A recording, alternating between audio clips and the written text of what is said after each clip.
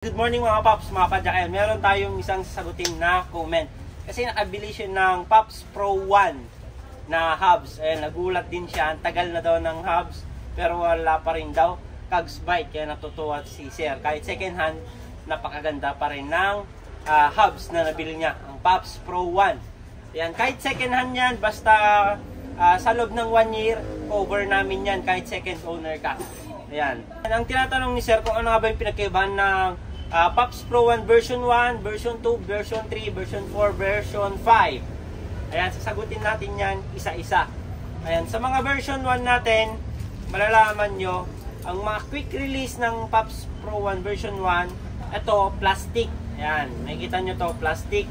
Tapos dito, walang nakalagay na printed na pangalan na Pops Pro 1.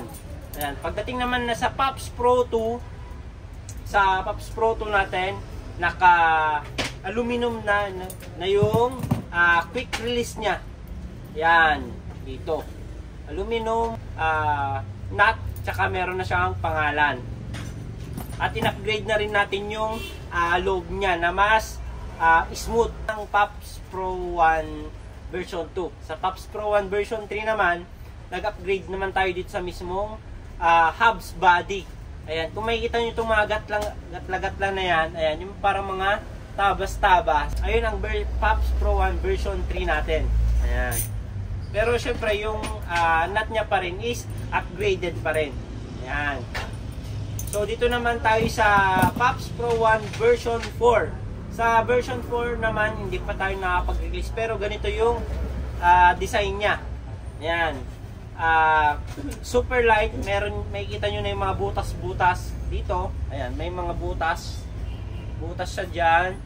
Ayan, tsaka itong mga gatla-gatla. Ayun yung upgrade naman natin para sa Pops Pro 1 version 4. Ayan, kahit sa likod niya, ganun din. Ayan. Pero ang Pops Pro 1 version 4 pang QR lang. Ayan.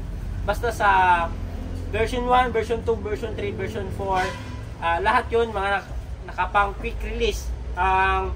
Ready lang for true axle at saka pang quick release. Ito yung Pops Pro 1 version 5. Kumbaga, pinagsama-sama na namin lahat ng mula sa Pops Pro 1 version 2 hanggang version 5. Ayan, dito muna lahat makikita. Ayan, mula sa quick release, ayan, upgraded itong quick release natin. Dito sa design ng hubs, may gatla-gatla. Ayan, may mga butas na, tsaka pwede siyang quick release at tsaka sa true axle. Ayan. Ganon din sa likod. Ayan, ito yung napakaingay. Ayan. Sa mga nagtatanong kung ano nga ba yung gamit natin na free hub body. Ito yung Hyperglide o di cassette type. Tapos naka-anti-bite itong free hub natin. Ito yung pinagmamalaki namin dito sa Pops Bike Shop at Pops Pro na brand namin. Kahit ilang taon pa yan, wala siyang Cogs bike. Ayan. At ang kagandahan nito, kahit ilang taon na to, hindi basta-basta nasisira yung pre-hub body natin. Masiraan ka na ng pulse, masiraan ka na ng spring. Yung pre-hub body natin, hindi siya nabubungi. Ganon katibay itong gamit natin na high-grade steel. Steel siya pero magaan at hindi rin siya kinakalawang kasi coated siya ng silver. Ayan. Ito naman yung conversion niya na pang quick release. Ayan. Ito yung kagandahan sa hubs natin ngayon na Pops Pro 2. Kaya pagkalapag pa lang, in demand na. Ayan. Kasama na rin niya yung conversion para sa quick release. Ayan. Sa mga magtatanong, ano nga ba yung tunog ng Pops Pro 1 version 5 natin. Ayan. Ganito siya kaingay. Ayan, kaunting ikot pa lang, makikita nyo na, naririnig nyo na kung gaano siya kaingay. Takasan natin.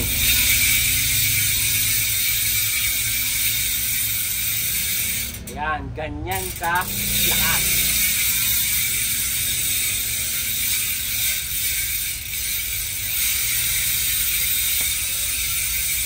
Ayan, ito yung sinasabi namin na pwede mo nang itapat kahit sa anong hub, kahit mga mamahalin pa yan. Siyempre, wag lang yung sa Speed 1 Sniper. Yan. Sa mga magtatanong, ano nga ba yung cover namin sa Pops Pro 1? Cover namin yung pulse and spring. Ayan. Pag nasira yung pulse and spring mo, Pag-update ka lang sa amin, and pakita mo yung sa gilid ng box, may nakalagay doon purchase date. Ayan, doon magraran yung 1 year warranty para sa hubs natin. Ayan. Kasi bakit nga ba yun yung kinover namin? Kasi once na nagpanik kayo at mali yung nilagay nyo na pulse or spring, doon nasisira yung mga pre-hub body.